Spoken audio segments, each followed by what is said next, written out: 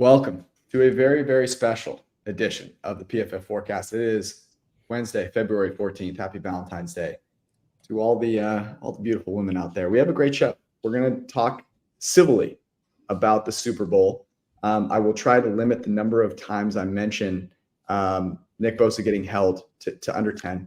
We're going to talk about the overtime decision. We're going to look at Super Bowl futures, and we're going to put a line on the number of teams to win a Super Bowl in the next 5 years. Oh, and by the way, we have a very, very special podcast with a very, very special guest. It'll be a great time. Let's rock.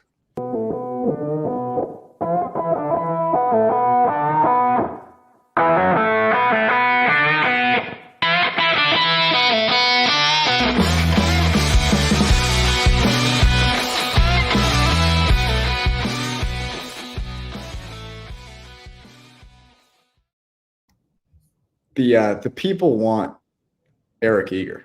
The people really want Eric Eager.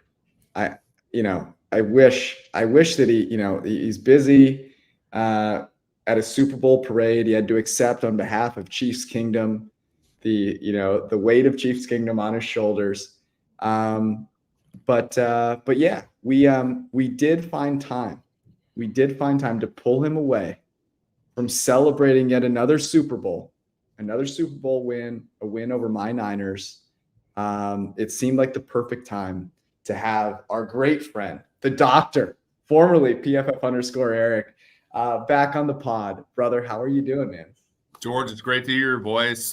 Missed you, man. Obviously, I've gotten to see a lot of you.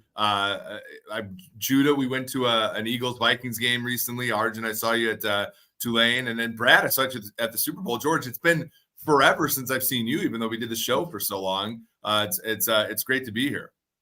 How do I look? I would say that it looks like you've been hitting the basketball court. It's been a while, but you seem to have rallied here. I gotta say, like you from a physical fitness standpoint, you cast a big shadow, George.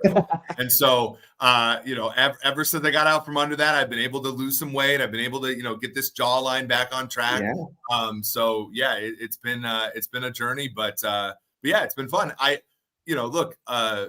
It's tough though, because, my new show, the Sumer Sports Show with myself and Thomas Dimitrov, he doesn't talk gambling. I actually brought Thomas into the sports book to bet for the first time in his life because he was never able to bet. We bet, of course, because we're Americans and we want instant gratification. We bet on the first quarter over in an NBA game. It cashed with 4 minutes left in the first quarter because I'm sharp, and we won. And of course, his first thing was, Eric, we should have bet $1,000 on this. We put like 100 on it. So then of course, the next time we had to take a call. We come back. He's like, okay, what's next? So of course, the defending champion Nuggets are down 3 to the Utah. I think it was Utah Jazz. Maybe it was a different team. They were down 3 at halftime. I'm like, okay, all right. I don't know much about the NBA. I'm not like you, George, but I know that the Nuggets are good. So I go up. I'm like, all right, Thomas, is a very special bet. We're going to bet Nuggets second half minus 10.5. So they got to win by 9 or more. Of course, they get out. They get their asses kicked in the third quarter. They lose ground in the third quarter. Thomas looks at me. He's like, Coach, this is the worst bet I've ever seen somebody fucking make. I swear on the show, I can't remember if they changed the rules. This is the worst fucking bet I've ever seen somebody make. And of course, the Nuggets rally because Big Honey's out there just doing his thing. They get up. They're covering by 6, and in the last minute, their opponent hits 2 threes. Thomas is sweating his balls off watching this game. And then, of course, we get the Nuggets run the clock out, and then I'm sweating, making sure that the opponent, with nothing to play for, runs the clock out. We win the bet by 1 point. So you got the full experience. And, I got to say, it was fun, but it's not the same. It's not the same as sweating out games with you because it was so much different back in the day.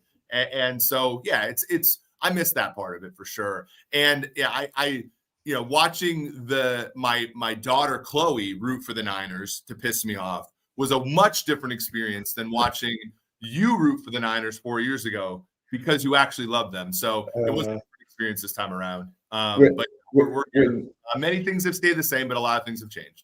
When you texted me that Chloe was rooting for the Niners, I had always known we had a kindred spirit. and it's just good to know that, one of the Eagers has a mind of their own, and can make their own decisions. That old Chiefs, so that Chiefs Niners Super Bowl that we went to, most notably, I had bet on the Chiefs. And this time, Eric, there was never even I texted you about this. I thought the Chiefs should have been favored in that game and had a lot of arguments with people about that. Did you bet on this game, and in which way? Under was my favorite play the whole week. And like going around Radio Row, I was kind of like, I didn't understand when you looked at the Dolphins game. Tua led the league in passing yards. I know it was cold. But like cold isn't really, and that game actually went over first half. Then they go to Buffalo. That game actually went over, but second half it went under. The Ravens game went over first half, went under full game. The Chiefs all season were kind of like pretty middle of the pack in terms of success rate allowed defensively on drive success, as Judah will tell you. Like on the drive for drive success, they're kind of middle of the pack, giving up first downs, but they do a really good job of like closing the door, basically, making the other team cross the street a million times in the end zone to get to the end zone. And so I felt like that game would play slowly. I thought there were going to be like kind of 8 or 9 possessions per team. And I felt like they would close the door on the Niners when it counted. And I didn't think that they would necessarily get turnovers as they did, but I thought that they were going to be able to, limit the Niners points wise, if not yards wise. And I thought that the Chiefs offensively still hadn't got over the hump. I thought that they scored 17 against the Ravens. They had a little bit of success against Miami and Buffalo, who were injured. So I didn't think 47.5 was the fair total. And so I was running around Radio Row talking about under. I alt unders all day, and I lost the alt unders, of course, because of the game going into overtime. And there was some really sharp money on under that drove the thing to 46.5. If you got the worst of it, you lost. But I liked under more than I like Chiefs. I think there was a case to be made that the value had gotten squeezed out of the Chiefs, given the fact that the Ravens were 6.5-point dogs to the Niners on Christmas Day. And then the Ravens were 5.5-point favorites to the Chiefs just 2 weeks earlier. I don't know if the Chiefs, even with playoff Patrick Mahomes, could have made up that much spread in the minds of bettors in a realistic sense in that much time. So that was kind of my like respecting the market bit. I liked under more than I like Chiefs, but that was kind of my handicap of the game. And you got it at 47.5. Yeah, I thought it would close higher because in these games, the over is almost always the public side and the public gets to say. But there was a ton of sharp money on under close, and that's why I closed. I think you just walked around Radio Row, giving it away the my influence here. Yeah, exactly. Let's talk about this OT decision. And I have been pretty vocal about my stance on it. I'm excited, Eric. We have not talked about it. This is something that usually we're able to kind of game theory out in a mathematically robust direction. And obviously we've got Brad, Judah, and Arjun who are going to be able to do the same. And so I'm interested in where you guys stand. Eric, I'll start with you. Like, first off, your reaction was your immediate intuition, what you actually believe now to be the right choice in terms of kick or receive with the playoff OT. Yeah, I tweeted, like I said, I thought the Chiefs got bailed out by the Niners taking the ball first. I had been asked this question by a few teams that were in the playoffs. I did the math. It is, I do agree that in the league average sense, it's about a coin flip. In my opinion, though, in this particular case, with this particular Kansas City Chiefs team, an infuriating Kansas City Chiefs team, mind you, this Chiefs team's biggest impediment was themselves. And so I know that the Niners were tired defensively, and I know that I get all the reasons why the Niners thought that they should take the ball. But the defense that was going to be the best defense against the Chiefs was the Chiefs. Like Andy Reid punting. He would have punted on 4th and 1 from his own 34 had they not needed points. They would have, like, if he throws to Marquez Valdes-Scantling, that ball's glancing off his hands and getting picked off half the time. If Andy's running the ball on early downs to Isaiah Pacheco, if he doesn't need 3 points to 7 points, in that possession. Like, there are so many things that the Chiefs did all year where they're just stepping on their own dick the whole year and getting in their own way, to the point where the worst thing that you could do for this team, a championship pedigree team with the best player in the league, is give them a definitive goal. I mean, you're a manager. We're all we all like have people at times that work for us. Like, the best thing that you can do for some employees is like say, you do this, I'll give you this. And the league, in a microcosm, the Niners specifically said, Kansas City, if you take this one drive from your 25 and score a touchdown, you are league champions. And in a year where the Chiefs took ambiguity and fucked up repeatedly, they gave them definitive goals and said, go for it. And the Chiefs did. And that, to me, was the dumbest part of the whole thing. And that's why I thought kicking off was not smart at all, even though I don't think in the pantheon of decisions that teams could make, with win probability and everything, it was nowhere close to the worst one they could have made all year. I just thought that, like, on the boundary, it was a rough decision for the Niners to make in this specific case. I just want to throw in to, I guess, either Doctor or George or whoever, if you are going to go first, do you think that, was it 4th and 4 on the 9-yard line Niners had? Like, do you still go for you have to go for that and just behave as though 7 is the minimum amount of points you can score, again, particularly against a certain opponent, being the Kansas City Chiefs? Judah, go ahead. I know you got it. Yeah, I was going to bring this up because I think that was a much worse mistake. Not only if you fail that, right, like you're really putting the Chiefs against a wall here, and you just need a field goal after a stop, which I think is a very important distinction to make. And obviously, there's the upside of scoring a touchdown there. I think that was kind of a worse mistake. I'm curious what everyone else thinks, but I think it's kind of hard to say one way or another definitively. At least from a mathematical perspective. I think Eric makes like a bunch of compelling points. And it's like there's almost also to made for like how this game played out, of like these teams really struggling on offense, even in the second half, that actually the third possession does matter a lot, because the modal outcome here is still like two teams failing to score. Especially if like San Francisco punts on their first drive. Now we like take away Kansas City needing to score here. It's kind of in that same situation. As opposed to to San Francisco kicking a field goal, in which case you're in the position that Eric brings up of like needing to actually score. I think all that is to say it's a pretty like ambiguous answer, I think. The 4th down decision is exactly, though, why I think it's advantageous to kick, because it's going to be very hard for you to make that 4th down decision if you go first. Whereas what you saw with the Chiefs, it was very easy to make that decision. And why I think this is such a hard math problem to answer is that there's a cascading impact of those decisions throughout the rest of your play calling, right? And Eric, we used to talk about this all the time. If you know you're going for 4th down, how that impacts your ability to call plays earlier in the sequence has a meaningful impact, right? And the fact that you go out there with that mindset is different. And so I think that's what makes it really tough, and why I like going second so much more. Your decisions are made for you at that point, right? You know what you need, and that gives you a freedom to play with that, by the way, the last quarterback on planet Earth that I would ever want to have freedom is Patrick Mahomes, which made the call even more asinine. But I think your point, Judah, is exactly it. That's a bad decision to make given all the things that we know, but it's very hard to make when you go first, because you could stop the Chiefs theoretically, or hold them to a field goal. That you gave out. That was the answer I was kind of eliciting or looking for, just because it's a behavioral thing to me. It's when you know the Chiefs are now going to play with 4 downs the entire time, it changes their fundamental approach to what they're doing. And it's no different than like, I think people talk about the go for 2 down 8 decision, and now the next part of the analysis is, okay, but are you inviting your opponent, like Eric has written the articles before, kicking a field goal to go up 6 late in the game? Okay, you're just making it so instead of them settling for a field goal and kicking a field goal from 35 to tie the game, they're going to drive down and score a touchdown and score 7.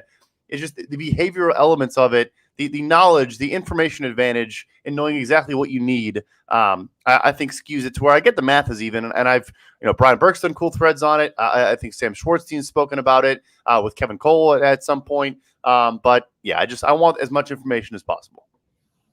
Eric, how did you model it out? Because here's the thing: in a second possession, when let's say the first team kicks a field goal, on the second possession, you're still having the mentality of I've got to score because of the third possession being such a now sudden death, right? So how did you model that out? Did you simulate it? Did you ascribe kind of probabilities? Did you take sort of segments from games that you felt were similar to that and use that as a facsimile? How did you do it? I just used decision trees. Like it was basically a decision tree. There's like you can do this. You can use like a kind of a difference equation approach, basically, because after the first one, it's an absorbing state process where, like in a markup chain, like the game ends at a certain point. So, the simulation process obviously, works. And because not all possessions are equal because of punts, and you do want to, like, the heterogeneity of what can happen with punts and stuff can be a thing. But I just used a simple approach because I wanted to be able to look at the sensitivity with respect to different rates. And to my point earlier, it is really sensitive to how much you assume a team's ability to score and stop is. And that's why, Michael Lopez of the NFL, like, that's why he said, like, it is a different recommendation depending upon the team. And that is why they've done a pretty good job here and why it's not a slam dunk. Here's one good question, though I do want to throw around the room. If you do get the ball first, do you try to score 8 is a good question, I think, because that's kind of where I think that's what I would do. If I got the ball first because the other team deferred to me, I would try to score 8 because I would try to shield off the other team from, I would try to have that third, because everybody talks about the third possession. And I agree with what Judah said, like the modal outcome, like people talk about touchdown as if that is what actually elicits the third possession. And I don't actually think that like, it's not actually that common. I would actually, if I did get the touchdown, I would score 2 to try to, because I don't think an actual answered touchdown is that common. And I can stop a 2-point conversion. And if I actually get a 2-point conversion, then I have the shield. I actually do get the third possession guaranteed with, sudden death in my favor. So that's another like wrinkle to it as well. And I do think that also, if you know the way that your opponent works, it actually does influence the decisions you're making as well, which makes the whole like part of this overtime bit also imperfect when it comes to an overtime that starts with a kickoff. I'll let you guys answer first. I'm curious. Because I'm glad you brought it up because I thought of the exact same thing when like walking to class today. And really, like the way I thought about it is if you go for 2, it's kind of like 50%, 50-50 that you get it basically. But then it's also like, if you assume that the other team is going to score a touchdown also, it's 50% you lose and then 50% you don't lose. And in that 50% you don't lose, they can either tie or that you can win the game if you get the 2-point conversion. So like, I don't necessarily think going for 2 is the right approach, because if you don't get it, I mean, again, it's 50-50, then like all they really have to do is score a touchdown, make the PAT, and it's game over. I don't really think it incentivizes, there's any incentive for a team to go for 2 on the first try. And I guess the only thing would be, if you do kick, you make the PAT, and then you invite the chance that the other team can win, how much trust you have in your defense to get one stop after you probably let them drive the entire length of the field. But for me, like the way I framed it was like, even if you go for it, it's 50% you lose, 50% you don't lose, assuming that the other team scores a touchdown. I don't know if that's the right approach, but that's kind of how I framed it. I find this to be the ultimate game theory question. Number one, I think it's totally coach dependent. Like if you're playing against the Ravens, they're going for 2, and you have to go for 2. Say like first team scores a touchdown, gets 7.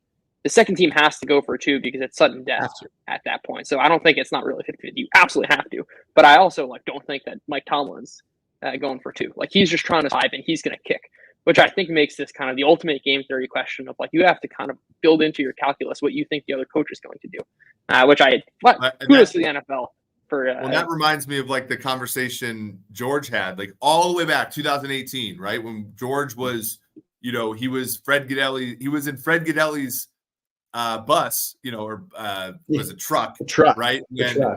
We were back when our first iteration of Green Line, which did horribly, we're sweating out these games, and it's never falling right for us in 2018. I remember specifically there was a game where we were on the Falcons, Thomas's Falcons, and it was and the game went into overtime, and they went into overtime because Drew Brees scored a touchdown to Michael Thomas at the end of the game. There's like 30 seconds left, and they decided to kick the PAT. And in the next week, and of course they go on to win because Drew Brees scored a touchdown in overtime. Falcons never won close games. That's why Thomas is my boss now. And George or somebody in there asked a question, basically saying, like, why didn't you go for 2 with 30 seconds left and just try to ice the game there? And Sean Payton told the production crew, I would have gone for 2, but I knew that Dan Quinn would sit on the ball if they were. Yep. If the game was tied, and I knew that their offense was good enough that if I enticed them to actually try, they had a good enough kicker that they could beat us. And like, again, it's the point of like knowing who Dan Quinn is, knowing all this. Like, again, it's crazy because like that's like knowing that like those Falcons teams, and I joke about Thomas. Like part of it is joking that Thomas put those great teams together and Dan Quinn sat on the ball in those situations. But like it's knowing the guy in front of you. Whereas I think that there are some coaches, if that game was tied, they'd still try to score with 30 seconds left. And so whether or not you go for 2 or not, it doesn't matter. But some coaches, you could, if back in this league-wide scoring environment in 2018, you could basically say, like, make the calculation, coin flip in overtime or worse than a coin flip with 30 seconds left to get into field goal range for some of these kickers. For example, on Sunday, those guys were hitting it from the parking lot. So if you give the ball back to them with 30 seconds up, another mistake Shanahan made at the end of the first half, you'll really have a hard time actually stopping another team. So it's very much a game theory problem to Judah's point. Get excited, Commanders fans. That's what you're saying. Commanders are going to be a treat, but I think that's right. And so is basically the heuristic then, because I would have assumed Andy Reid, obviously in that moment, was going to go for 2. There's just no way especially with Mahomes. So it's basically like if you believe there's a greater than 50% chance that your opponent would go for 2, should you score a touchdown and kick a field goal, that you go for 2 first. You basically want to make, you essentially want to make the decision before they get a chance to make the decision. And if you think they're going to make that same decision. Is that sort of the way that, and Eric, is that how you thought about it? I think so. Like, I think, yeah, you just really want to, yeah, I think you articulated it well there. Yeah. Yeah. Initially, I thought kicking or going for 2 was the wrong choice on the first possession, but that like my snap decision or my snap kind of reconnection was like, no, there's no way. Given the third possession being sudden death changes so much about how a team will act on the second possession that you can't take anything about normal football and apply it to that. So, it's going to turn, if there's anything that's going to turn Dan Quinn into a guy that's going to make those decisions, it will be this overtime construct. That is my guess. Okay, but we are all team kick to start overtime. So you guys get this decision and you're the head coach. You guys are all kicking to start overtime. I don't think so. I think it's game dependent and opponent. In this game, I'm kicking. Yeah. In this game, if I'm the Niners, in this game, I'm kicking also. What's the makeup of a team against whom you are receiving? Anyone that doesn't have Patrick Mahomes at quarterback, it's a different question. And I'm great off. If I'm the favorite and their defense sucks, I'll take the ball. Right? If I'm the favorite and I know I can get 8 on them right away, but the problem is I actually tweeted this out the other day. This is crazy. Did you guys know since 2009 there's never been a Super Bowl with a favored by more than 5? But from 1989 to 2008, Judah, no Super Bowl had a point spread, or was it only 3 point spreads were under 6.5 or over 6? It was something like that, something crazy. I don't remember the exact numbers, but it was something. But it's like from 89 to like 2000, there were no point spreads under 6.5, and there was only like 3 of them. So like in a Super Bowl nowadays, they're all close. And so I think nowadays you're probably always going to get the situation where you're kicking off. But in a situation where I'm favored and the other team's got a bad defense, but whatever reason they've hung with me for some reason, and I get the ball and they got a crappy defense, and I can just go down and like beat them up and score 8, and I know that I'm better than them in every way, and I'm like, come and get me. I'll do that. Like I think that is there's a situation where that might be the case that I can go out as opposed to giving them the ball first and they can catch a big play on me or something random and I'm behind the 8 ball and now all of a sudden I'm tensed up. That's kind of where I could see a situation where it's plus EV to take the ball. Not to beat a dead horse, but that would be Dan Quinn's Falcons again, I think. So I thought this Poor guy. originally. This was how I thought about it as well. But it reminded me of the analytic folks who used to the people that would rail on the analytic folks about when it was a 4th down decision. Oh, well, I'm not going to go for this 4th down because I don't have a very good quarterback, or my left guard is hurt, or all these things. And we would always come back and we would say, no, even if you're the inferior team, more variance, more opportunities is good for you. If I'm playing a crappy team, let's say I'm playing a bottom 10 quarterback, the last thing I want is Gardner Minshew to get one more crack at beating me. So I'm making them take the ball first, assuming there's no way they're going to want Gardner Minshew to go for 4th down if they get the ball first. And then I'm getting the ball back and I'm kicking a field goal to win the game. Or scoring a touchdown, whatever it is that I need, right? And so I actually think my gut tells me actually that regardless of the quarterback I'm facing, I am making them go first and then taking the ball. I think George, the way you framed it is particularly interesting because it got me to thinking of like, okay, there are like 2 key points at least that I'm thinking about.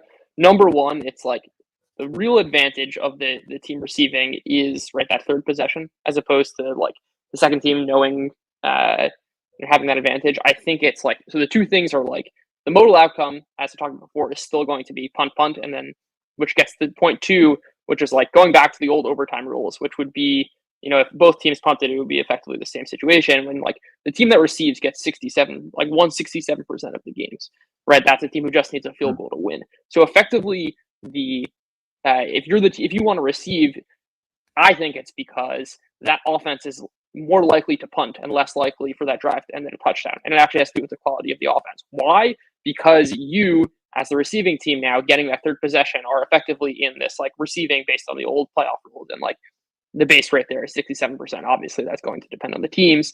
But almost like those are the 2 key points, which is like how likely is that punt scenario, I think, and then how likely are you to end up with the ball only needing a field goal to win, because that's like the jackpot of the scenario. Mm-hmm. Yeah, I think there's a good comment in there by Friedrich in the chat. Like if it is a defensive slugfest, the one part that was frustrating about being a Chiefs fan in that game was the field position was bad, and to the point about the Niners having the ball. So frustrating, Eric. That must have been tough for you. Yeah, like the field position was horrendous for them in the second half, and like I do think if you're the Niners, one of the things was if you go for it and don't get it, and the Chiefs are backed up at like the 9-yard line, like that's where it starts to get plus EV for you, right? Where you can force an offense that has been struggling all year to go the 90 yards.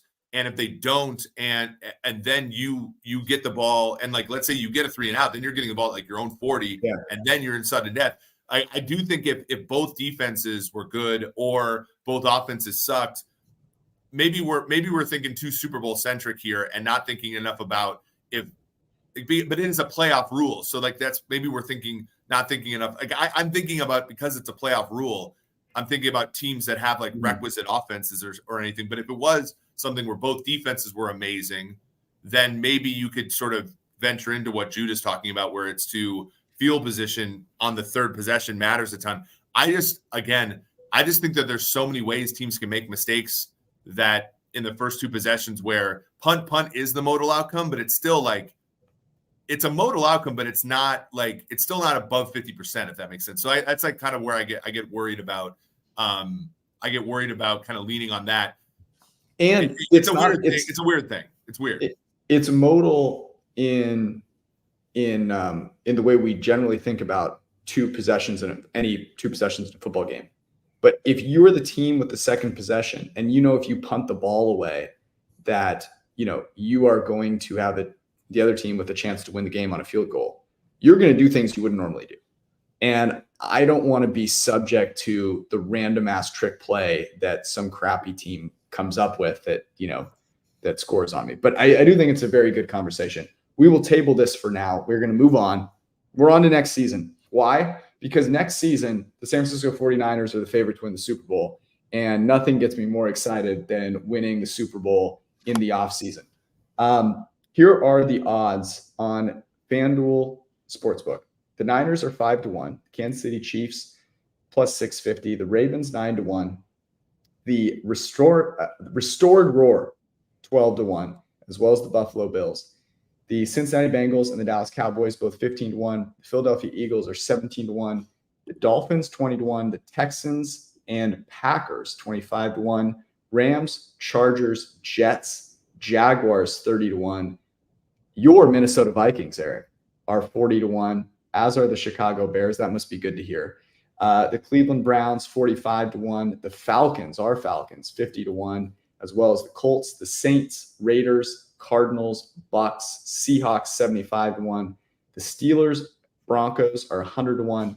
The aforementioned Washington Commanders 151, as well as the Patriots, Titans, Giants, and in the very far rear, the Carolina Panthers are 250-1, which I think is great.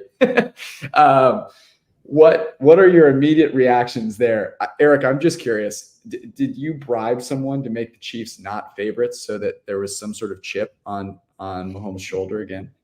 Well, it's funny because my friend Sam McDowell writes for the Kansas City Star. Like he went around and because I've always thought that this idea that they were underdogs last year is bullshit. I have always yeah. And as analytics people, I don't want my players thinking the way I do. I was a shitty college football player because I thought analytically I was bad. I want my players being like, no one believes in us. So I want them thinking like that. But it's funny because when Sam went around and asked the Chiefs why they think no one believes in them, they were like, well, none of us were all that highly recruited and all this kind of stuff. And he went back and I helped him look at the data. Do you know the Chiefs only have 3 top 20 picks on their whole roster, and 2 of them don't play. Kadarius Toney and Blaine Gabbert are 2 of their top. They have 3 top 20 picks on their roster: Mahomes, Gabbert, and Kadarius Toney on their whole roster. I think the Niners have 6 or 7. The Ravens have 6 or 7. And so they are kind of underdogs in that way, in that their roster composition is full of players that people don't actually think that much of. But no, I mean, look, the Niners are, I said that this game, sorry, George, was going to be devastating if they didn't win. They've kind of pushed the chips into the middle of the table for the last few years. They have 5 non-quarterbacks who have $20 million cap hits next year. They have 3 or 4 other guys. I know Brad's going to talk about the restructures and stuff because they're over the cap, but they have 3 or 4 other guys who are kind of in that $14 to $15 million range. Brandon Ayuk's on the 5th-year option. Brock Purdy's on the last year before they have to pay him, presumably if Steven Ruiz doesn't get his way. And so they're kind of in this last year. They should do the last. Imagine if they made a magazine or a cover with Brock Purdy walking. George is on the side there wearing his faithful tank top, and it says the last dance. That should be what this season is for the Niners. So I agree that they should be favored. They have the best roster in the league. They have a great coach, a 10 out of 10 coach, except for when it comes to winning the Super Bowl. And this is the last oomph. They gotta get over the fucking hump this year, George. So I agree that they should be favored. Wow. I can't believe that you agree they should be favored. Here's the thing. The Niners are such a weak link system. And they, by and large, had great injury luck until the Super Bowl, of course, Eric, because, Dre Greenlaw needs to tear his Achilles jogging out onto the field. But I just can't understand how you could make a team that has that many potential, they're a couple injuries away from being a lottery pick again. And so to me, it doesn't make sense. I would make the Chiefs favorites. I think it's absurd. And the AFC, we talked about how great the AFC was. I think we learned this year that there's not that big disparity between the two conferences. So I disagree though, right? Like the Chargers have Harbaugh, they have Corey Krawick, who we all love. They have they brought in Mark Trestman, the pride of Minnesota State University Moorhead, coming in to coach quarterbacks. They have Herbert, who is good. Like let's not let the terrorists win on Herbert. He's good. Sure. They have Quentin Johnston will learn how to catch a cold here pretty soon.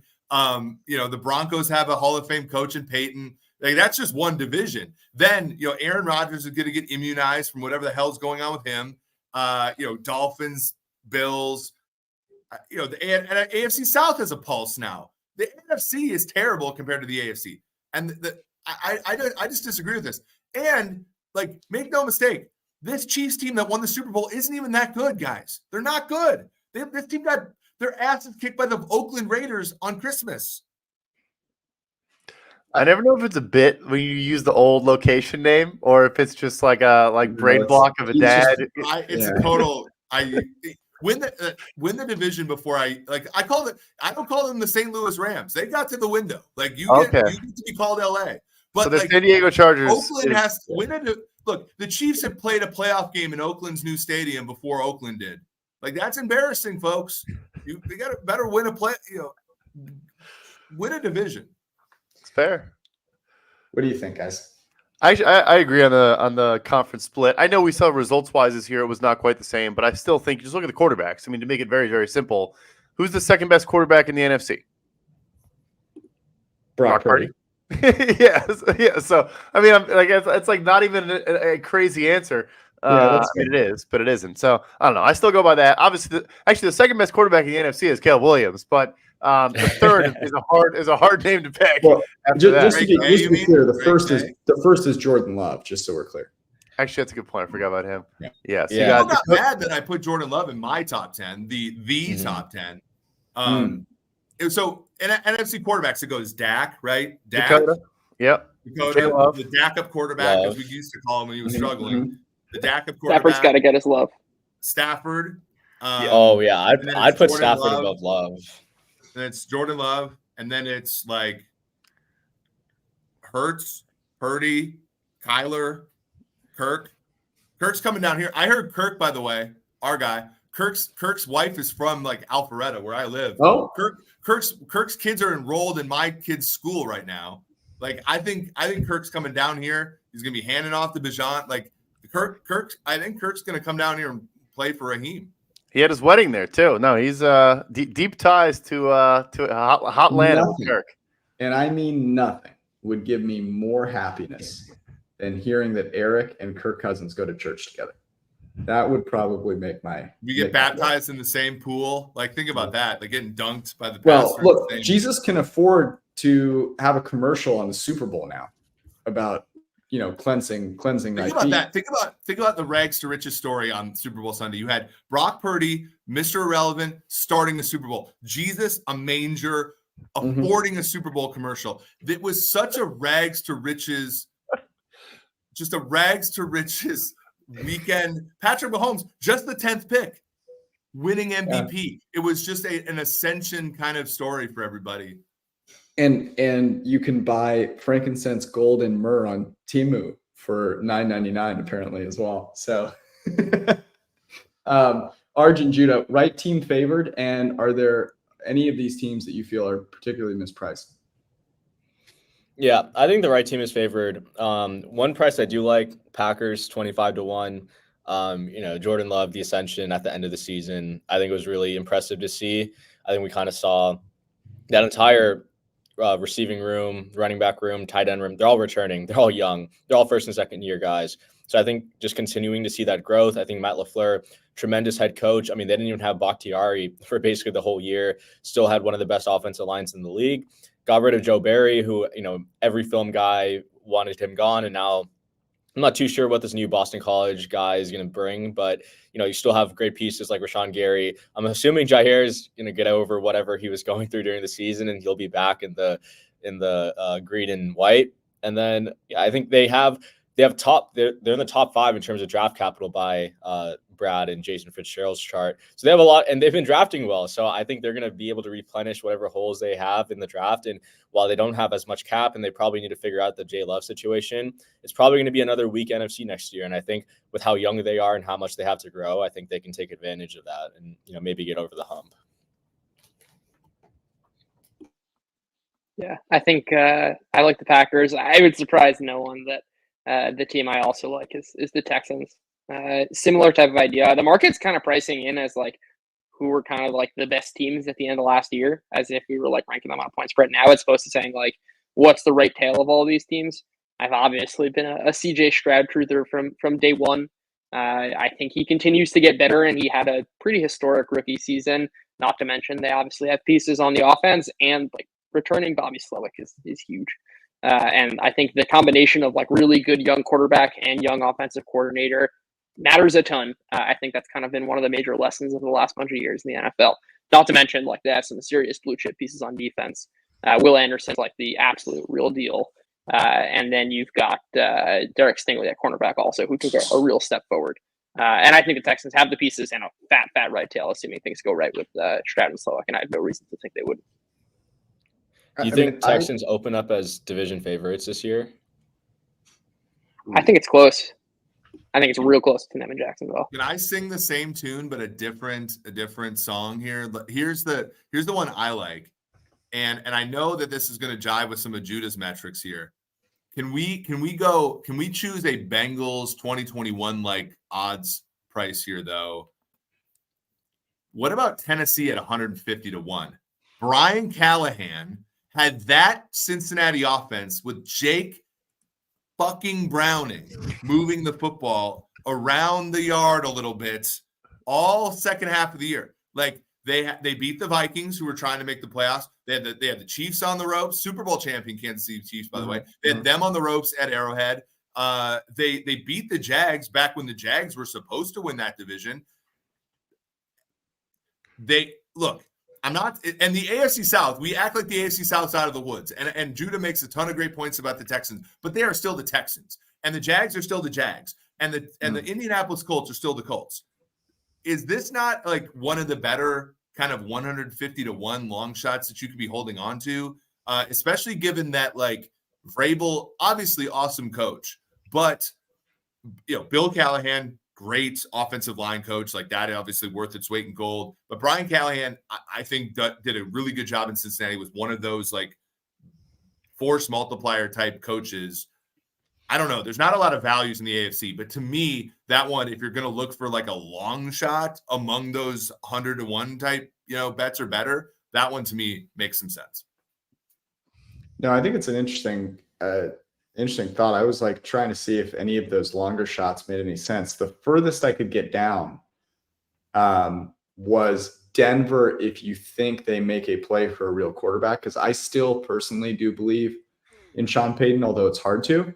The other one that I think is really interesting as a pretty big long shot, if Kirk does go to Atlanta, and I like Raheem Morris, they have a lot of talent over there. And I guess, the point about the NFC, like it's just hard to imagine.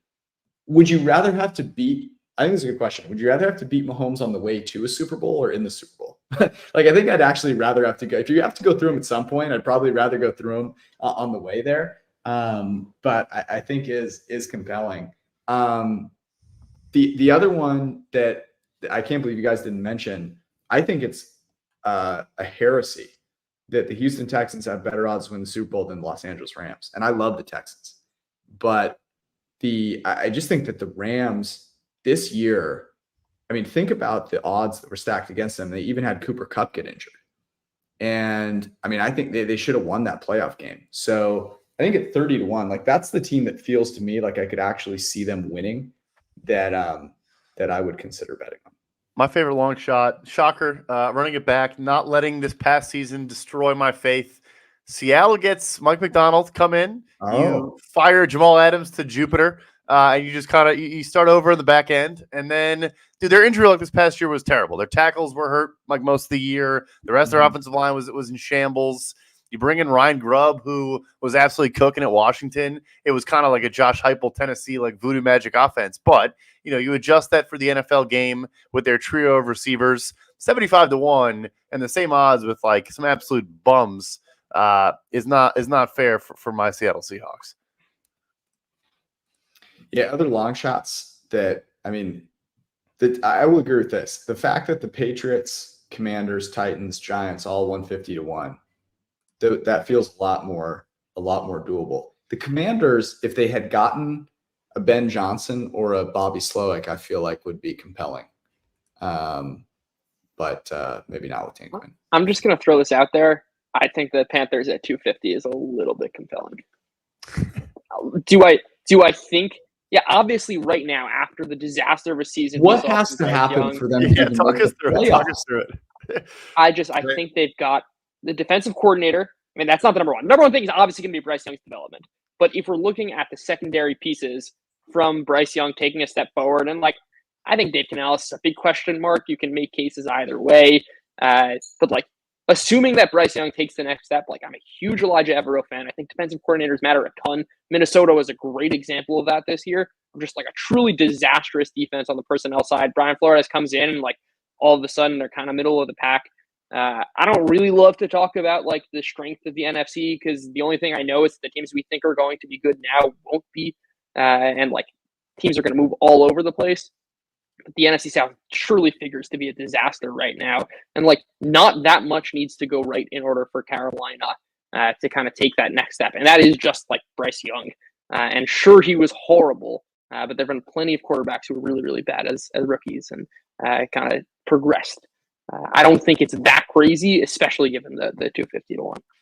I think the problem with them is though, there were some redeemable pieces going into last year. Obviously, Frankie Luvo, Brian Burns, even DJ Chark, Adam Thielen, Miles, but all of them went pear-shaped last year, and a few of them are free agents now that they either have to consider re-signing. Derek Brown's on a 5th-year option. I'd like to see it happen, obviously, because there's not good people in that building now. I would like to see that work, but when you look at the needle that they have to thread for that thing to turn out okay, it's going to be tough. And I don't know about you guys, but going, Tage has been on fire. But going into as you grow as an analyst, one of the things that I've I shook Jim Everett's hand last year at the Super Bowl, and I'm like, Jesus Christ, this guy is a monster. And I walked by Bryce Young at something else, and I'm like, I'm bigger than that. I do wonder sometimes about the size you need to play the position, and it really hit me when I watched Joe Burrow try to play quarterback this year, hurt, and that's where it dawned on me, when at that position you have to be able to play banged up. And I just do not know if Bryce Young behind that offensive line over the next 4 years is ever going to play at the health he needs to play to mature enough to be any good. And I just don't see it. Whereas a guy like Stroud, a guy like Levis, guys like that are actually physically imposing, where as you build around them, they're actually physically big enough to withstand some of the perturbations that they're going to get to develop. And that's a positive for Arjun's guy Herbert, is that he can actually develop while playing with broken ribs. Whereas a guy like Burrow is the worst quarterback of all time during the month of September because he's got a calf injury. I was curious, is what you're saying that Burrow isn't a guy that you believe in winning a Super Bowl? Look, Joe Burrow's legacy is keeping Patrick Mahomes out of 5 straight Super Bowls. So he's got my good job Bengals Twitter. We're happy for you. You have the smallest amount of my respect, but yeah, they're hanging that banner, by the way. Look, and you have that next to the world's worst chili. You have 2 banners now. Can't even call it chili. The thing about Bryce Young is there's a difference between being short and like tough and short and like very flimsy is maybe a rough word to use, but I do Like Kyler's thick is what you're saying. Kyler's kind of thick. I mean, Drew Brees was uniquely accurate with the football. It's like you've got to have something really, really special to kind of overcome it. He's neither Kyler Murray's speed nor is he, Drew Brees either. I don't think. Maybe he's selling a pyramid scheme. Who knows? Could happen. Brad, did you mention ones that you liked? I can't remember. I did. I said Seattle, but I also was going to. Your Atlanta one is tacked on to our Judah's point about just the NFC South being terrible. Like that does make them more compelling to me. The Saints, I think, are going to be the same, if not worse. The Bucks probably regress a little bit. You lose Canales. I know they, Liam Cohen's a good hire at OC for them. Has familiarity with Baker.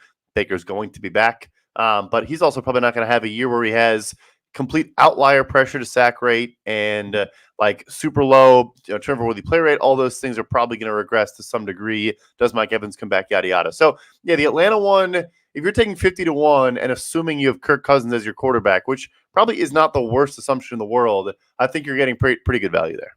Yeah. What is it if they get Kirk Cousins? Got to be, down to 35, 30. I think it drops. Like every team Kirk Cousins has ever been on has been 35-1 to win the Super Bowl. Yeah, that's exactly what it's going to be. Yeah. 40-1, 35-1, whatever the fuck that is. It's going to be right smack dab there. Just take off the nameplate that says Minnesota Vikings and put in the nameplate that says Atlanta Falcons. That's exactly where it's going to be. You never have to ask that question ever again. I've forgotten actually the Kirk Cousins rants. They are uniquely good. I haven't been on the show for 2 years. I know. They've never changed. Some things have changed. Some things have stayed the exact same. And Kirk Cousins is absolutely one of them. Speaking of things that have stayed the same, being able to go put your money where your mouth is at DraftKings. The leader in fantasy sports just dropped a new fantasy app. It's called Pick Six. Pick Six is the newest way for you to get in on the fantasy action with DraftKings. It's very easy. You pick 2 to 6 players. You choose if they're going to have more or less of a stat, and then you win a multiplier of your money according to your risk tolerance. You track your lineup, compete against others for huge cash prizes. It is awesome. It's a kind of a hybrid between DFS and the Prize Picks sort of model, and so you can get some really big winnings with it. It's a lot of fun. You should go download it. It's the DraftKings Pick Six app. Download it right now. Sign up with code PFF. That's code PFF only for DraftKings Pick Six. The crown is yours. Gambling problem? Call 1-800-GAMBLER. 18 plus in most eligible states, but age varies by jurisdiction. Eric can tell you more about that. I guess in Missouri they don't have one. Eligibility restrictions apply. Valid only in states where DraftKings Pick Six operates. Pick Six not available in certain states, including but not limited to Connecticut and New York. For up-to-date list of states, please visit tkng.com/pick6states. Void where prohibited. See terms at pick6.draftkings.com. I had to go with a really clean transition for this podcast for you, Eric. I've been really getting into the DraftKings reads. The proportion of actual read to disclaimer is just so enticing. You really got to get into it. You have to make it count. Yeah. All right. Last topic of conversation here. This dovetails from what we were just talking about. We love guessing the lines. There are no lines to guess, obviously, right now. So we're going to kind of make one up. Over the course of the next 5 seasons, the over-under of number of teams to win a Super Bowl, what would you lay it out, assume even odds on either side? What would you make it? We can start with our celebrity guest.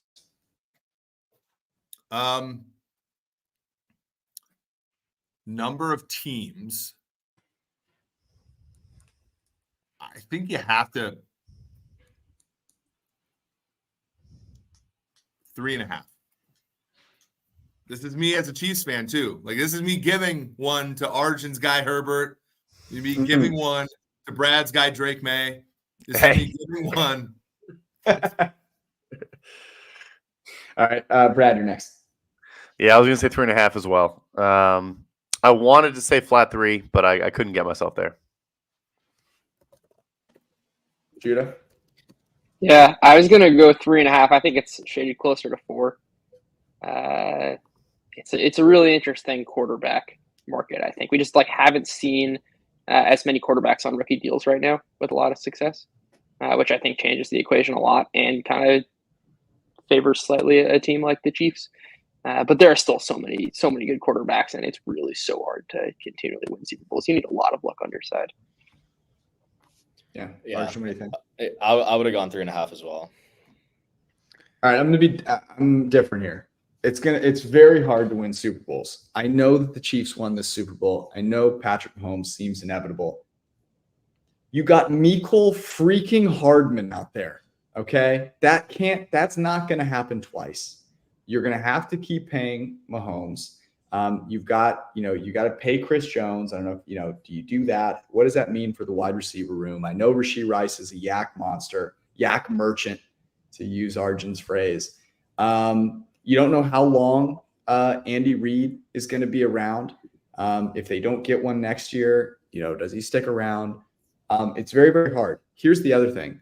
The young quarterbacks, we saw a really good one come out in CJ Stroud. This year was a quarterback kind of nightmare. A lot of players got injured. So I'm going 4.5. I think the Chiefs winning one Super Bowl in the next 5 years would be impressive. There's got to be something to take them down a little bit, a peg or two. Travis Kelce ain't playing for 5 more years. Let me tell you that. Okay. He's going to be a promoter for the next Eras tour in 5 years. Okay. So there's a lot of things that it would be impressive for them as hell for them to win 2 of the next 5. I'm going with 4.5. Give Burrow 1, give Herbert 1, throw Purdy in there just for fun. Yeah, I'm going. But George, I see it differently. Like, they won the Super Bowl this year with 2 guys with more than 460 yards receiving. Like, this team for a Chiefs team was ass. Like, they're not going to go into next year with Marquez Valdez-Scantling as wide receiver 1. This is not going to happen again. Like, this is like the learning from, it's sort of like that where you wake up in the morning next to a girl that you don't actually like, and you're like, did we? And she said no, and you're like, thank God. Like, that was this kind of Super Bowl, right? That was this, you learn, but you didn't actually make the mistake. That was this kind of Super Bowl, right? And they're going to learn from the mistakes, and it's a good type of learning. Like, they're not going to go into the year with the same kind of bullshit that they went into this year with, right? So I see this year as not the Chiefs suck and they're going to go down. I see this as the Chiefs fucking played with fire, still won, and know better, and will sack up and actually win it, and actually. But are you coaching your bets? Are you coaching your bets, Eric, though? Like, I agree with him, just to jump in, because it's also like, not only will the receivers will not be this bad, their left tackle won't be as bad as Donovan Smith was in this playoff run. And you look at the rest of the AFC and cash spending this year, the Chiefs weren't even top half of the NFL. The Ravens are going to be worse. The Chargers are going to be worse. Sorry, Arjun. The Dolphins are going to be worse. The Bills are going to be worse. Like, all the Jaguars are going to probably be worse, or just be the Jaguars and just waste draft classes. Like, the Chiefs are actually ascending, and every other team that was supposed to be battling them for AFC supremacy is going in the opposite direction. I mean, there's no guarantee they hit on picks, but, you got big boy Leo Chenal out there flying around making plays. Like, Daddy Veach is going to bring some boys in. It's got to be at receiver or tackle. Or at running back. Isn't now the time to get another first-round running back? Pachex was number 2 in rushing yards behind Pat. By the way, did you see and we didn't talk about this, Eric. I don't know if you bet the national anthem. The national anthem syndicate had a hell of Warren Sharp ruined the national anthem for all of us, and everybody is too afraid. Like, I'm on the hammer with Rob, and I know Judah's a big timer now. He's such a sharp. Like, he's on the Matchbook Pot, and no one on there will say it either. I'm going to come out and say it. Warren Sharp ruined the anthem for everybody because he gave it out as a service in the LA Super Bowl, and now none of us get to bet it anymore. But no, I didn't bet the anthem because the limits are $25 because Warren Sharp ruined it for all of us. But go ahead, keep going. Anyways, complete garbage. The thing about and I understand your point. the thing about the Clyde Edwards-Helaire thing that I was going to say is everyone got excited about how Usher hugged Alicia Keys. The way that Clyde Edwards-Helaire hugged Brittany Mahomes today was concerning. It was concerning to me. Okay. There was a lot of joy. It's Valentine's Day. It's concerning. I'm just saying there could be strife in the locker room. Let me just say this. I don't think Travis Kelce and Taylor Swift are going to be together forever. Whenever that breakup happens, shit's going to hit the fan. Okay. A lot of things that could potentially go wrong for the Kansas City Chiefs, Eric. Tight ends are one marriage, guys. Look at me. The data's clear. The data's clear. I think that don't tell Shannon Sharp. I think that marriage is an open marriage, guys. Like, come on. Ray Charles could see this. Like the Brittany Mahomes, Patrick Mahomes marriage is an open marriage. And look, I'm a progressive guy. Do whatever you want. I think they slipped up a little bit today, Clyde and her, and showing off a little bit of that. Yeah. But come on, you think Patrick Mahomes is a one gal guy? He has 3 Super Bowl. You think a guy has 3 Super Bowl rings and 1 wife? That's not a ratio. We're analytics people here. That doesn't jive. What are we talking about? Troy Aikman wasn't a 3 Super Bowl rings, 1 wife guy. You think might have more wives than touchdown passes. So okay, let's ask this question in another way. Well, it's a slightly different question, but I'm curious. Let's take the Chiefs out of it for a second. You have to pick one team to put your life on. Let's say you have $1 million. You have to put your $1 million on to win a Super Bowl in the next 5 years. That's not the Chiefs. Who would you bet on? Eric, you can start. Win multiple Super Bowls? Just win one. Next, but they got to just win one. It can't be the Chiefs, but you've got to put your life on it, right? Okay. So this is the team that you're like, at the end of 5 years, you might be, living at the bottom of the ocean with the fish. The Detroit Lions. Amazing. Brad?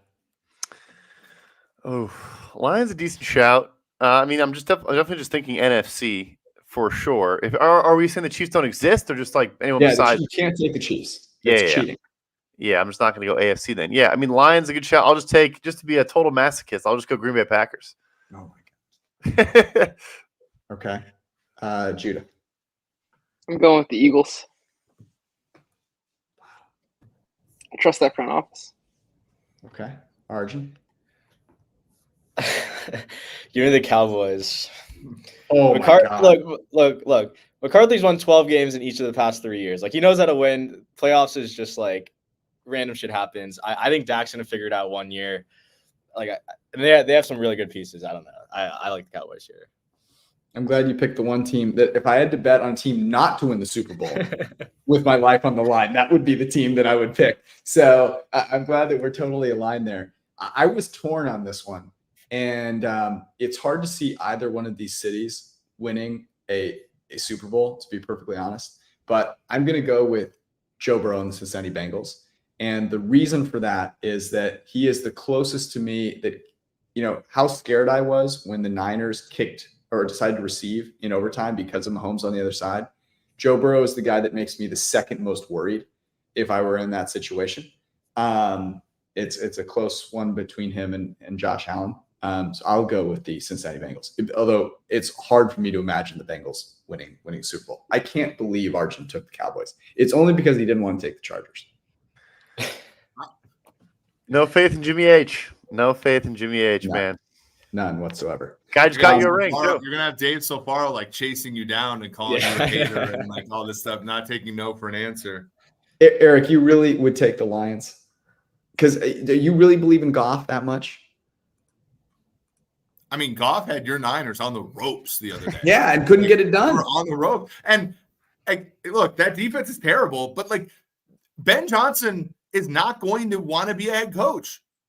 He had Josh Harris basically back up the Brinks trunk for they were waiting for him. They had the private jet coming to pick him up, and he's like, yeah, thanks, but no thanks. he just wants to vibe out and coach Jared Goff. That to me, I understand, but like, there's first off, is Jared Goff a viable option once you think he's good enough to pay?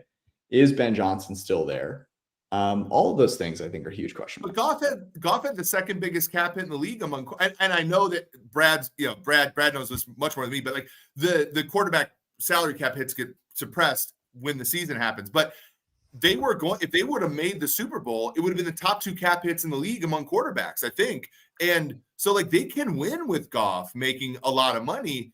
It's more the Hutchinsons and the Amon-Ra St. Browns and the Lee McNeils, and that, like, once they have to make those hard decisions, I think that's harder. But over the next 2 or 3 years, they don't have to make those hard decisions all that much. And Dan Campbell like squeezes the juice out of the orange. And Brad Holmes, I don't like the Jahmyr Gibbs pick, but everything else they do, I think, is pretty sharp. So I can get behind them. And like, Brad earmuffs, but their competition is the Bears, the Vikings, and the Packers, and the rest of that division and the rest of that conference is not that hard. You forgot about Ryan Tannehill's monstrous cap hit, but I do think Goff was third. Look, the Bears have never, if they take a white quarterback wearing number 10 at UNC, as you suggest, Eric, there's no way that goes poorly. Impossible. I'm soft. I like Drake, and I hate this because Joe A likes him, but like I like Drake May. I do like Drake May. I think if you trade back and take Drake May, you will have so many draft picks that it won't actually. I could play quarterback for the Bears with that many draft picks that you guys have, and it might not even be that bad. Mitch Trubisky could have succeeded given the draft picks that the Bears will have if they trade back and take Drake May. Yeah. Wow. Steelers legend. All right. It reminded me that it is now time to bet draft props. And there will be a very good place for you to talk about draft props. The Printing Press Discord will remain intact. This podcast, however, will be taking a little hiatus. And this may actually, in fact, potentially, we'll see what we end up doing next year, be the very last podcast episode of the PFF Forecast. And if so, there was no other way than to ride it out with our guy Eric. Obviously, Brad, Judah, and Arjun have added so much to the podcast. It's been so much fun. We love all of the members of the press, and we'll certainly be live in the Discord no matter what next year. But if this is the last one, did want to send it off in the right way. So I figured, Eric, I would ask you the memory that lives most with you from this podcast, and there are many, so it will be hard to pick one, but what are the ones that come to mind for you? Oh man, I mean, yeah, it's so crazy, right? Like we had so many. Okay, a couple. I remember the first time and this is pre-forecast. This is when you and I recorded our betting segment on the PFF NFL show with Renner, Monson, and Palazzolo. So they gave us like a 10-minute like bet the game. Our first ever game was, I believe, we laid 3 points with Dallas against the Giants on the first game of the 2017 season. George was working back then. NBC did both Thursday night and Sunday night. So this is George's first year running that. God bless his heart. He also helped out with analytics. So I was a math professor running analytics for PFF. George was running the broadcast stuff and working on analytics. Both of us, sort of that game gets done. I can't remember what it was Chiefs Patriots, Kareem Hunt game, right? Beat up the Patriots that night. And that night we after the game, so George gets done sweating through his shirt because there were mistakes. And of course, George overreacted to every mistake. He thought he was getting fired every time he made a small little error in the data. He gets done. He's like, okay, let's record this show. I'm like, all right. We get done. A perfect segment. George's like, can we record again? Like, and it was cute because George was like, Eric, I know you have class next day. Can we record again? I'm like, yeah, of course. Like, let's do this. We record again. We fucked up. George's like, fuck. And we record again. And then this time I fucked up. And then it took us like 18 different takes. And by the time it was done, It was great. We won our bets. We went like 14-6-1 that year. We were so clueless, but also haughty in our ability to pick games. But then the best part was like George every single time would find like a new way to rip on me. Like he'd be like the aloof goof from whatever. But like one time he was like so tired and so like he had like mailed in his making fun of me. He called me like the lesbian from lacrosse. And I was just like sitting there, I'm like, okay, this time cut.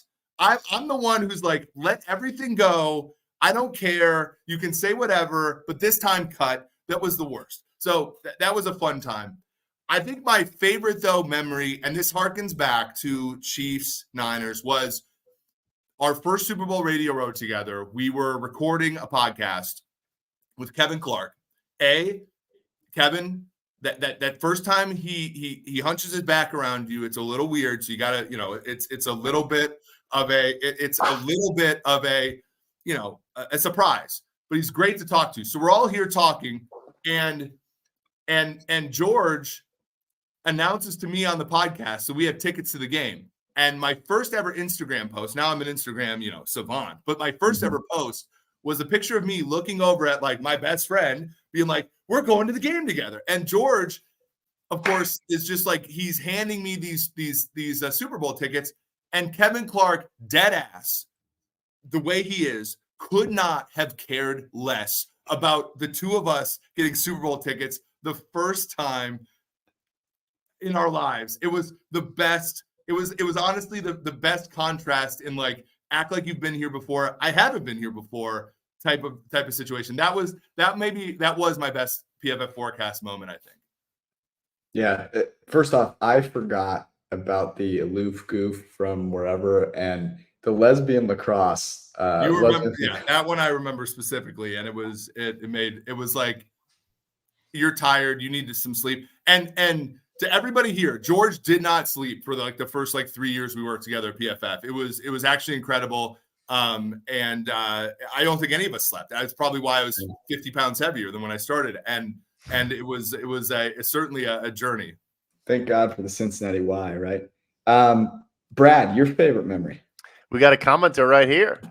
Where there's a will, there's a play. Yes. Does everybody know that was you? They do now.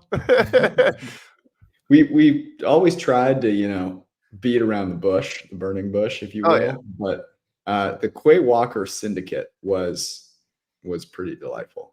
What a beautiful, beautiful moment in time. Judah, what about you, brother? Yeah, I don't think I have a specific memory, but I do have to credit you guys for getting me into football betting. I can vividly remember early stages of COVID, just walking around the neighborhood I grew up listening to you guys. And I guess the rest is history. So I owe a real debt of gratitude. And then the first time I heard myself on this podcast was just like where the hell am I? How did I get here type moment. I guess that would be the best. I of course have not listened to one since, which is a little disappointing because it was a real part of my routine was listening to you guys. You guys go. That's awesome. Arjun, what about you? Yeah, no, there's a lot to pick from, because I think I started listening to you guys when I entered college, and then as I kind of got brought down to PFF, definitely had you guys as a big part of my rotation. And then when you texted me and Tage to come on, it was one of the coolest feelings. I'd be talking on the podcast I grew up, or I've been listening to for the past 2 years. One of my favorite ones, it's really specific. I don't know why it always makes me laugh, but it was 2 years ago, Eric was talking about Oli Udo from the Vikings, and he talked about it.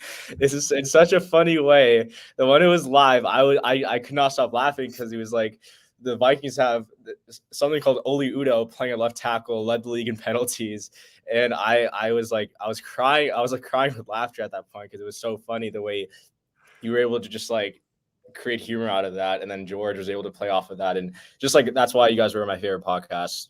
When I was in college, so there's a lot of great memories. So I appreciate that.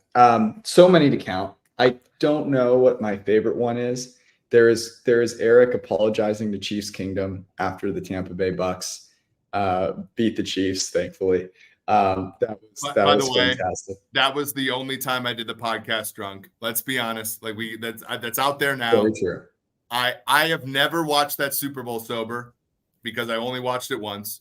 That was a hell of, and my boss knew because Rick called me, Rick Drummond, the legend, called me the next morning. He goes, "How you feeling today?" He goes, I'm like, "What do you mean?" He goes, "I watched the podcast last night." So even he knew, but that was a hell of a day. And we were so like amped up for that game. I remember we went to get steaks before the game at like 4 o'clock. Me and Gail went to the liquor store to get you Casamigos because I think it was like a special occasion for you too. You might have gotten like a promotion or something. And then we went up to Austin's room because you were like getting ready or something weird. And then we I was working out when you got to Austin's apartment. Yeah, that's right. Well, and that is the one thing about George, that you were religious about your workouts. Like, I think if the Niners played the Super Bowl during your workout time, they would have to have they had to have waited. But yeah, so anyway, keep going. That's fair. So you actually reminded me of another one of my favorite moments, which is the Cincy Y segment. There's some segments that I think need to be mentioned here. The Cincy Y was fantastic. Only true OGs will remember analytical edging, which was transcendent, was really a first of its time. I can't believe we did that episode and like people still listened. The person who we were making fun of on that segment is now like a good friend.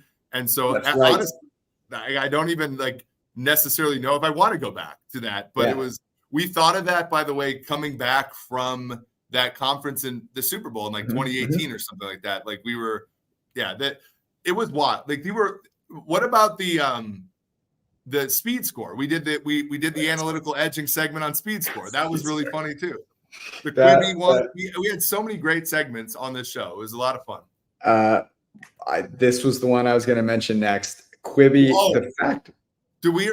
When Shannon Ford when we did the Quibi, when we auditioned for Quibi at PFF, was incredible. It was really one of the greatest things when the camera like zoomed in on Mike Shaft, that was an insane moment. Yeah. The way that we got into the Quibi episode segments was that we actually at PFF tried to do a like Quibi show that we sent in. And in doing so, we learned about Quibi and all of the wonders that it was. That pilot segment is one of the funniest things you'll ever watch. Needless to say, it didn't make it to Quibi. Ball sack or just whack? By the way.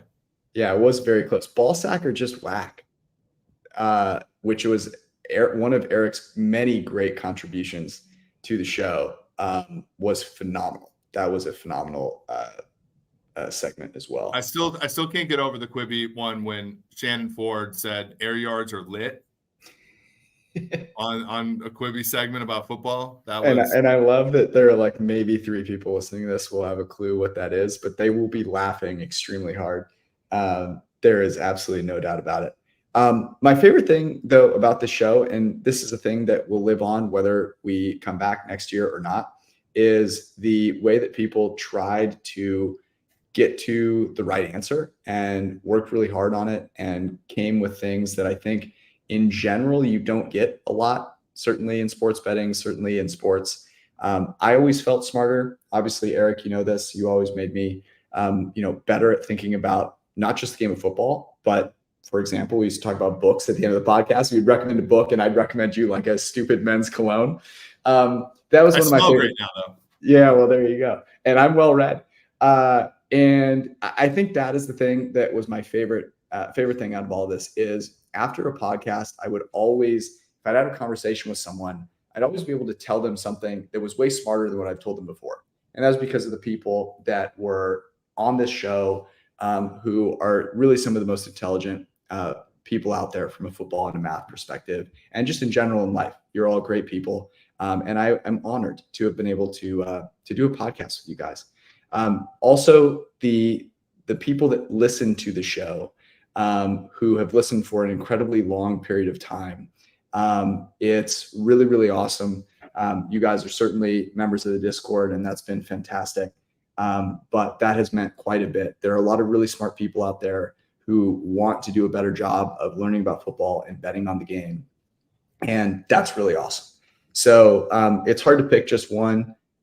Yes, recommending a great dinner spot in random cities. I do remember that. Honestly, I was always trying to get something close to Eric. Eric would have like a podcast or a book that like legitimately would help your life. And I'm like, shit, the only thing I've done is like this past week is, eat out. So here you go. But this has been so much fun. Eric, you brought up the first episode that we recorded. We did 18 takes. I will never forget those. Those are incredible. Maybe I'll find them at some point and we can laugh at them. But whether this show continues or not, I think the people on the show will, and will continue in a lot of different places. So I encourage you to follow them. I know I certainly will. So signing off potentially for the last time. Eric, thank you for hanging out. Love you, brother. Brad, Judah, Arjun, it's been an absolute pleasure. We will see you guys somewhere. Peace. Thank you, fellas.